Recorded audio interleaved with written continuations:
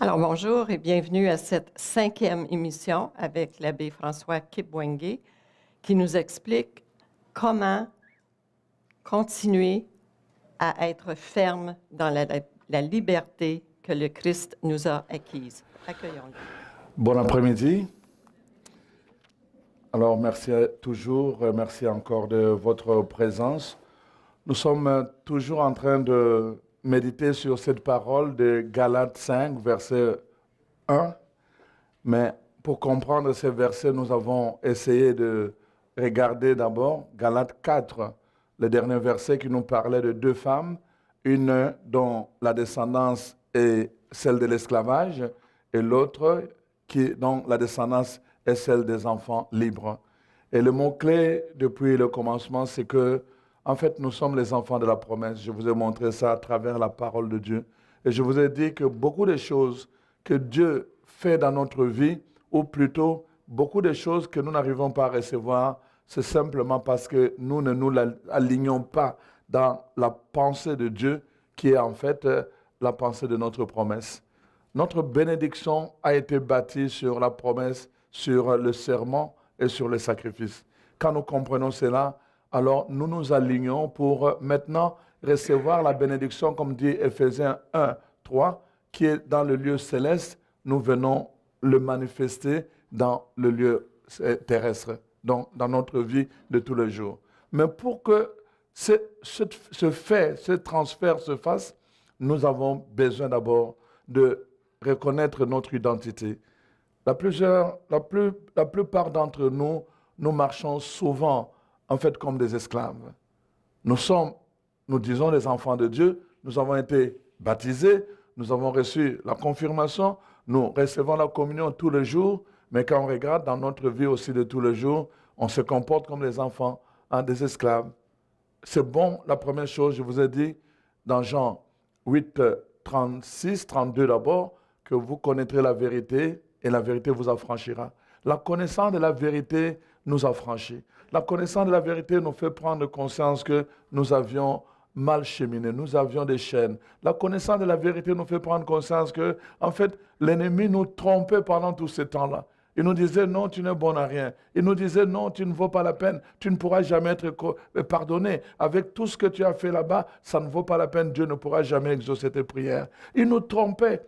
Quand nous apprenons à connaître la vérité, que nous comprenons que, en fait, sur la croix, nous sommes libres parce que le Fils de Dieu a pris la place du Fils du Père, Barabbas, Bar-Abba, donc le Fils du Père, et que nous sommes les Barabbas, pour qui Dieu a pris notre place. Lui qui n'avait pas de crime, il a pris la place de celui qui était criminel. Nous étions criminels par le péché. Jésus, le Fils de Dieu, a pris notre place, nous, les Barabbas, pour que nous soyons totalement libres. Totalement libres. Et c'est important que nous puissions marcher dans cette liberté. Regardez, pensez un peu que quelqu'un a été condamné. Il était en prison. Et puis là, quelqu'un de bon vient et dit, mais qu'est-ce que c'est ça? Oh, mais voilà, ça, on me demande 10 000 $. Je n'ai pas vraiment le moyen de le payer. C'est vrai, il n'a pas le moyen de le payer. Et que cet homme bon qui a des moyens, il vient et dit, bon, écoute, ton arrière-grand-père m'avait fait beaucoup de bien. Il m'avait aidé à un moment où j'étais dans la difficulté. À mon tour, moi aussi, je vais t'aider. Et il dit, il sort 10 000 $, il paye comme caution, et tu es libéré, totalement libéré. Imaginez que le lendemain, tu te mets à te promener. Tu penses que les gens vont t'appeler prisonnier? Non.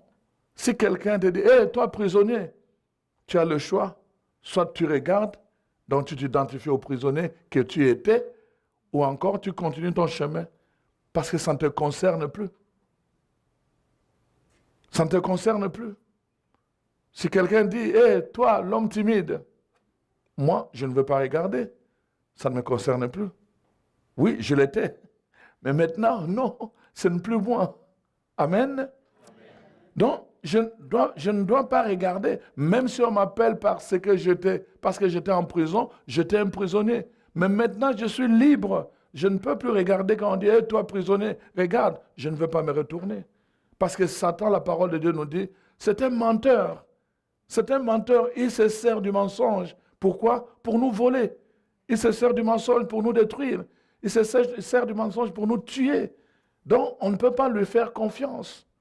C'est pour cela que nous devons fixer notre regard sur Jésus, attirer notre attention sur les paroles de Dieu. Et les paroles de Dieu nous disent, j'ai payé tes dettes. Tu n'es plus libre. J'ai déjà payé tout ce que tu devais. C'est ça, en fait, que nous devions dire à Satan. C'est ça que nous devions lui dire. Quand je donnais un enseignement à un groupe de prêtres, je leur disais que parfois dans le ministère, Satan peut parler à travers la personne pour qui on prie. Alors parfois, il va vous rappeler les choses que vous avez faites dans le passé. C'est pourquoi? Pour vous déstabiliser. Quand vous commencez à prendre ça à cœur, vous allez dire, ah, je ne suis plus bon à rien là, et puis après j'abandonne. Non. Ça, c'est sa stratégie. J'explique dans le cours que je suis en train de donner à l'école d'évangélisation qu'il ne faut jamais combattre avec la stratégie de l'ennemi. Si vous adoptez la stratégie de l'ennemi pour combattre, vous êtes déjà perdant. Amen. Il cherche à te mettre en colère et tu te mets en colère, tu es déjà perdant. Regardez un peu la stratégie de David. Quand David doit confronter le géant Goliath, qu'est-ce qui se passe? Le roi lui dit, porte mon équipement de combat. Parce que Goliath était bien équipé. Il avait des cuirasses, il avait l'épée, il avait le casque, il avait tout cela. Alors, le roi dit à David, toi aussi, porte le casque, porte le cuirasse, porte l'épée, et tous les restes vont combattre. Il a essayé, et dit, je vais aller le combattre. Il veut marcher, il dit, non, c'est trop lourd. Je ne pourrai pas combattre avec lui en utilisant le même équipement. Il faut que je change. Je ne peux pas combattre avec les méthodes de l'ennemi. Moi, je vais changer de méthode pour le combattre. C'est ça que nous avons à faire. Il a enlevé l'équipement qui ressemblait à l'ennemi. Il a tout enlevé pour combattre Goliath. Il est resté. Il a changé de méthode. Goliath était en train d'envoyer des messages, des paroles injurieuses envers le peuple, l'armée, mais aussi envers leur Dieu. Et regardez David ce qu'il va faire. Il dit, toi, tu viens me combattre avec ton épée, avec tes armes, mais moi, je viens te combattre avec le nom de l'Éternel. Aujourd'hui même, prophétie, déclaration, proclamation de la victoire, avant même la victoire. Aujourd'hui même, je vais prendre ton épée, je vais te couper la tête et je donnerai aux oiseaux. Pendant qu'il dit ça, il n'a même pas encore l'épée entre ses mains. Pendant qu'il dit ça, le géant Goliath est toujours là devant lui. Mais il fait une déclaration de foi. Il change de méthode. Il amène Goliath sur un autre terrain. Lisez les textes, vous allez voir la parole de Dieu dit, Goliath fit de concerter, il s'est mis en colère et dit, tu me prends pour un chien? Lui qui était en train d'injurer le peuple de Dieu, d'un coup, il se sent affaibli. Il dit, tu me prends pour un chien? Il est déstabilisé. Pourquoi? Parce que David avait pris une autre méthode pour l'attaquer. L'ennemi ne le combat pas avec sa méthode, ni sur son terrain. Tu vas perdre. Ça, c'est le principe. Il est un menteur. Il est un menteur. Nous devons faire attention. Voilà pourquoi la parole de Dieu vraiment nous donne de considérer le prix qui a été payé pour notre libération. Quelqu'un est mort à notre place. C'est pour cela que nous sommes libres. Quand la parole de Dieu dit, ne permettez plus que vous puissiez tomber sous le joug de notre maître, esclave de quelqu'un d'autre, c'est parce que ça coûtait très cher pour nous libérer. Amen. Ça coûtait tellement cher que le Seigneur veut que nous puissions prendre à cœur, protéger, vraiment donner beaucoup de respect à cette liberté qu'il nous a acquise lui-même pour que cette liberté puisse nous apporter vraiment beaucoup de joie et de bonheur. Je vous avais dit, vous savez, quand nous sortons de la liberté, nous devons faire attention. Pensez-y, je donne un exemple, quelqu'un qui était aux prises avec l'alcool, qui buvait tout le temps. Et là, il est libéré. En général, quand tu es libéré comme ça, la première chose, tu dois mettre de l'ordre dans tes relations. En d'autres termes, si tu as des amis qui prennent beaucoup d'alcool, tu dois apprendre à les tenir à distance. C'est de cette façon-là que tu protèges ta liberté. Quand tu as des gens qui t'amènent à sortir n'importe où, tu mets frein à ces gens-là pour protéger ta liberté. Si tu te dis, non, maintenant moi j'ai été libéré, oh ça ne me fait plus rien, tu vas aller, bon, oh on va au bar, vous allez, non mais mon cher, nous allons boire, toi tu resteras là, toi tu ne prendras rien. Bon bien sûr, tu t'en vas au bar, tu es libre, tu t'en vas au bar, première fois, mais tu vois quoi? Tu le vois en train de boire. Ah, mon cher, vraiment, tu sais, là, il a son verre. Hein? Mon cher, tu sais, la fois passée qu'on est... Alors, avec beaucoup de joie, beaucoup de plaisir, il parle avec son verre. Toi, tu regardes son verre et tu regardes la joie avec laquelle il parle. Et tu regardes son verre, tu regardes la joie après petit à petit, là. Et puis après, et tout ça. Mais je peux juste prendre le fond, là. Je vais prendre le fond. Premier jour, tu prends le fond. Tu prends le fond. Deuxième fois, tu retournes, tu es toujours libre. Le fond, non, je vais prendre juste un verre. Mais n'oublie pas qu'en toi, il y a encore des cicatrices, n'est-ce pas? Je vous avais parlé des cicatrices ce matin qui peuvent devenir des plaies réelles. Tu prends encore un verre, tu ressens le goût de l'alcool dont tu as été libéré. Et progressivement, tu retombes. Malgré ta liberté, tu peux redevenir esclave de ce à quoi tu venais d'être libéré. Amen. Donc, quand nous parlons de ne plus tomber dans l'esclavage, de ne plus porter d'autres jougs, ça c'est notre responsabilité parce que Dieu a réalisé la sienne. Dieu a accompli sa responsabilité.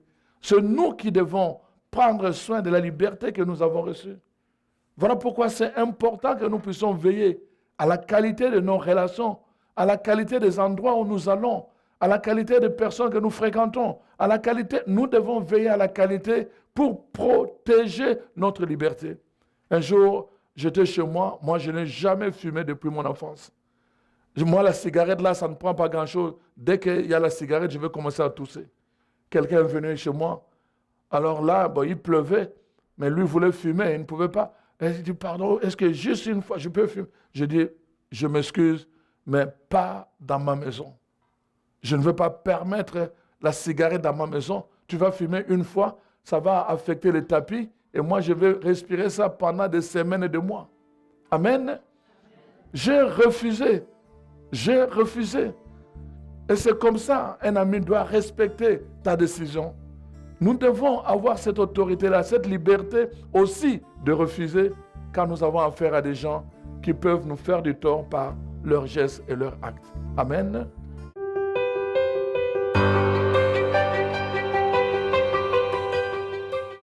C'est que c'est nous qui décidons de faire un avec lui ou de ne pas faire un avec lui. Qu'est-ce qui se passe? À quel moment est-ce qu'il ne peut plus faire un avec nous? Quand nous choisissons le mal, le péché, la faute. Quand nous choisissons donc que la chair prenne plus de dessus. Ça prend donc une décision initiale.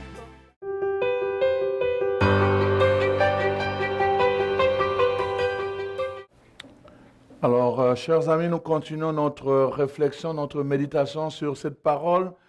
Cette parole très importante parce que Dieu veut que nous soyons libres et libérés de toute entrave. La vie que Dieu est venu nous apporter, c'est une vie abondante. Et Dieu veut que nous puissions jouir de cette vie. Il y a des enfants de Dieu qui passent leur vie sur la terre sans avoir joui de la vie abondante de Dieu. Nous sommes justement enchaînés et ces chaînes nous empêchent de vivre de la vie abondante de Dieu. Dieu, quand on regarde simplement dans Galates 5, verset 22, on voit tout ce que Dieu veut que nous puissions produire, la joie, l'amour, la paix, la bienveillance, beaucoup de choses. Le Seigneur veut vraiment que nous puissions le produire, mais d'abord parce que nous les avons accueillis en nous. Mais qu'est-ce qui fait que nous ne puissions pas le produire? C'est quand nous sommes enchaînés, quand notre cœur est enchaîné. Rappelez-vous, la terre qui était remplie de ronces, même quand la sémence a poussé, les ronces ont étouffé cette sémence. Les ronces ont étouffé, de sorte que l'arbre, la plante ne pouvait pas aller jusqu'à sa maturation. Elle n'a pas pu jouir de la vie à cause des ronces. Les chaînes, ce sont ces ronces parfois qui enchaînent notre cœur et qui nous empêchent justement de faire l'expérience d'une joie. D'une joie, comme je vous disais ce matin, pas n'importe quelle joie, mais la joie que Dieu prépare, une joie du cœur, une joie qui perdure, une joie qui se moque des circonstances. Ma joie ne dépend pas de ce que se passe dehors. Ma joie est affermie en moi. Je vous ai souvent parlé de deux termes. Rappelez-vous, le thermomètre et le thermostat. N'est-ce pas? Donc, les deux sont aux prises avec la température. Mais le thermomètre, il varie selon la température ambiante. Dès qu'il fait froid, il descend. Il fait chaud, il monte. Il est toujours comme ça. Il y a des chrétiens qui sont comme ça. Leur joie est thermomètre. C'est une joie thermomètre. Mais la joie que nous souhaite le Seigneur, quand il veut que nous soyons comblés de joie, c'est une joie à thermostat. Une joie qui régule. Elle ne dépend pas de l'ambiance extérieure. Elle est déjà au-dedans. Que les choses aillent bien ou mal, cette joie est déjà là. C'est elle qui régule en fait l'attitude de mon être, quel que soit ce qui se passe dehors. Je vous ai dit, on peut être, n'est-ce pas, terrassé, mais pas abattu. On peut vivre des choses persécutées, mais pas abandonné. Pourquoi? La joie est là parce que je sais que je ne suis pas abandonné.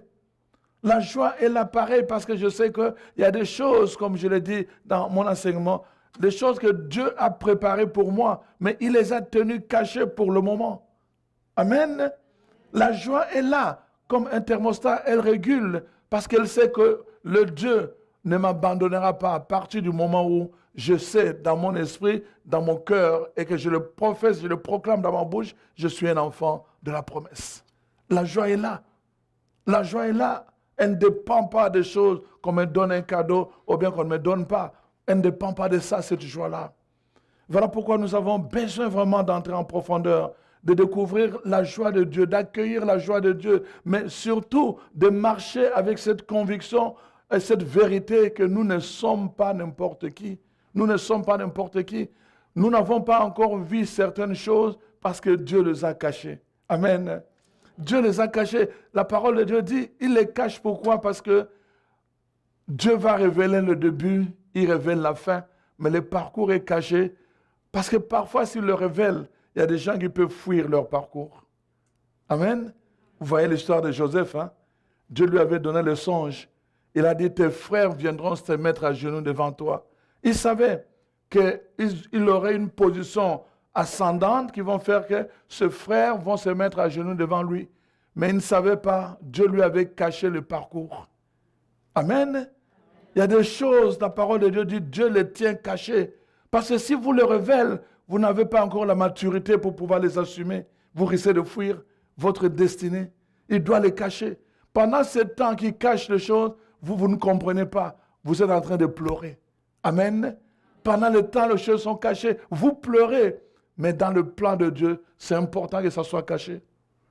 Quand vous comprenez les choses, la vérité dont j'ai parlé tout à l'heure, quand vous connaissez la vérité, votre joie va demeurer parce que vous savez simplement que c'est un parcours, même si les choses sont cachées, ils finiront par être révélés. Amen. Voilà pourquoi c'est important. Je reviens dans la parole de Dieu, je me pose une question sur l'essentiel. Après avoir dit ce que nous entendons, je me dis, qu'est-ce que ça peut être l'essentiel sur lequel nous devons nous accrocher pour marcher dans notre liberté? Il y a un essentiel.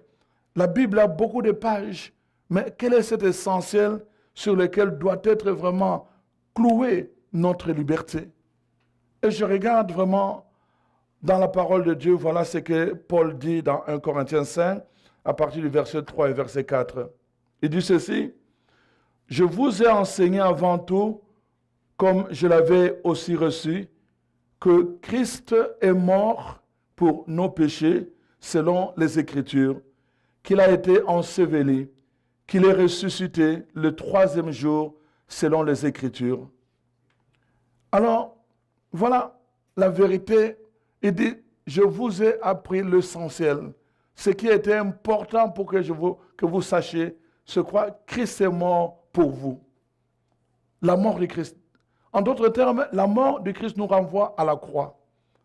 La croix, c'est l'essentiel que nous devons vraiment apprendre dans notre vie. Parce que la croix nous situe chacun de nous dans un angle, une perspective. Je donne un exemple. Quand je me sens abandonné, la croix est là, il me rappelle comment Jésus a été abandonné par ses apôtres, par ses amis. Quand je me sens trahi, la croix est là pour me rappeler comment Jésus a été trahi par ceux-là même qu'il est venu libérer. Quand je me sens blessé par les paroles des autres, la croix est là pour me rappeler toutes les paroles qui ont été adressées à Jésus alors qu'il était sur la croix. Et toi, tu te disais le Fils, les paroles blessantes. La croix est là. Toutes les personnes humaines, toutes les catégories de notre société peuvent se retrouver à travers la réalité de la croix. La croix est là pour nous rappeler la situation qui te fait pleurer. Moi, je l'ai assumée. La croix est là. C'est pour cela que Paul dit, c'est un message très important que les gens doivent savoir. C'est ça que je vous ai enseigné, parce que c'est ça que moi j'ai reçu, le message de la croix. La croix, c'est sur la croix, comme je disais tout à l'heure, que Jésus a pris la place de Barabbas. C'est sur la croix qu'il a assumé cette place. Sur la croix, le lieu de notre salut, de notre liberté, de notre libération. Cette croix-là, c'est important que nous puissions vraiment le savoir. Nous avons l'habitude de côtoyer la croix. Nous nous sommes souvent agenouillés devant la croix. Nous avons même porté de croix. Nous avons été priés devant la croix. Mais la question parfois que je me pose, est-ce que nous la connaissons vraiment? Est-ce que nous la connaissons vraiment, la croix de Christ? Est-ce que nous la connaissons vraiment? Et je vais vous montrer que parfois nous ne la connaissons pas. Sur la croix, remarquez, quand on regarde les différentes paroles que Jésus dit, les dernières paroles de Jésus, comme on dit, sur la croix. La croix est là pour me rappeler l'attitude que je dois avoir aussi pour vivre dans la liberté.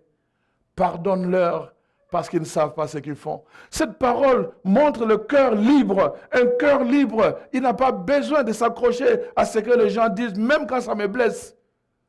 Un cœur libre, il pardonne. Jésus est libre parce qu'il pardonne. Pardonne-leur, ils ne savent pas.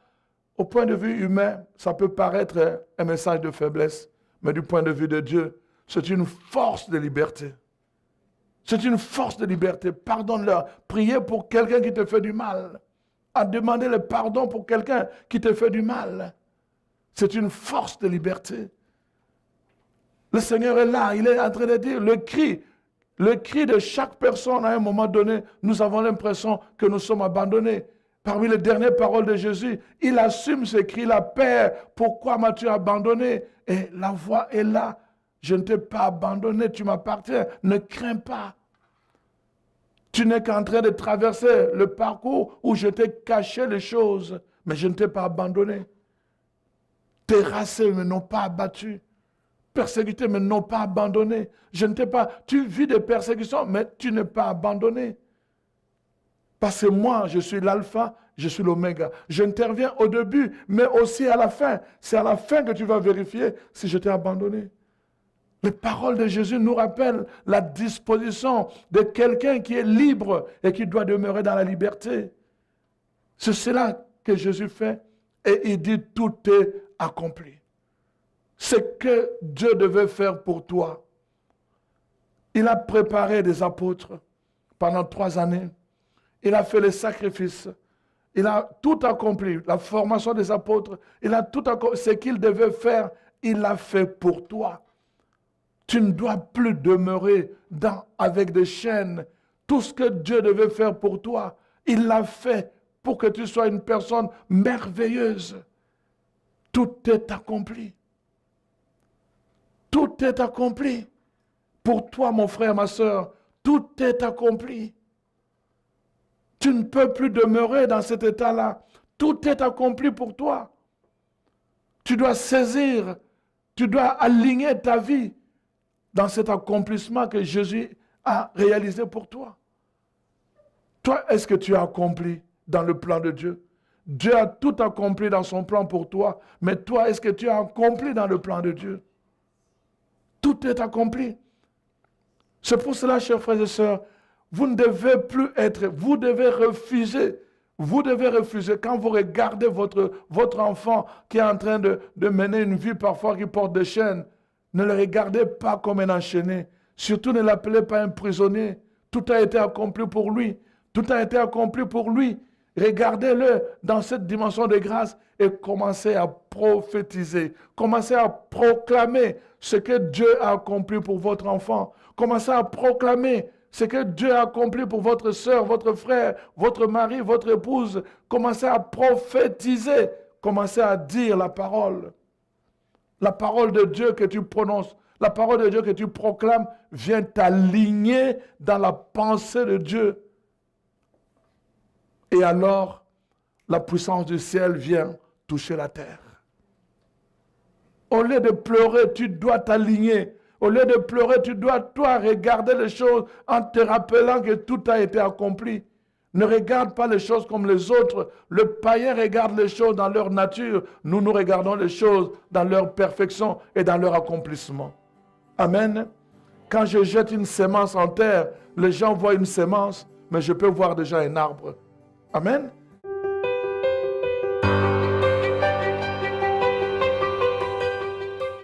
C'est que c'est nous qui décidons de faire un avec lui ou de ne pas faire un avec lui. Qu'est-ce qui se passe? À quel moment est-ce qu'il ne peut plus faire un avec nous? Quand nous choisissons le mal, le péché, la faute. Quand nous choisissons donc que la chair prenne plus de dessus. Ça prend donc une décision initiale.